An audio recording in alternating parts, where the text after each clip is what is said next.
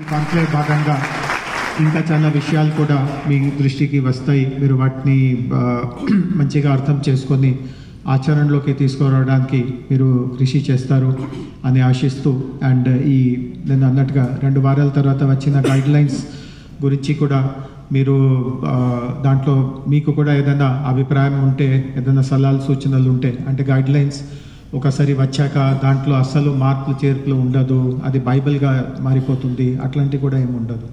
దాన్ని మేము ఒక డైనమిక్ డాక్యుమెంట్గా చూస్తూ ఉంటాము. పరిస్థితి బట్టి దాంట్లో సవరణలు మార్పులు చేర్పులు జరుగుతూ ఉంటుంది. సో మీ వ్యవహారిక అనుభవం బట్టి ఇంకేదైనా మా దృష్టికి తీసుకువస్తూ ఉంటే మీ అసోసియేషన్ ద్వారా కానీ నేరుగా కానీ మా దృష్టికి తీసుకురావచ్చు. అండ్ మరి ఒకసారి ఈ కార్యక్రమాన్ని కోసం నన్ను పిలిచినందుకు, అంత ఆప్యాయతతో ఈ కార్యక్రమం ఏర్పాటు చేసినందుకు అందరికీ నా హార్దిక ధన్యవాదం తెలియపరుస్తూ ఇంతకు వదిలిస్తున్నాను.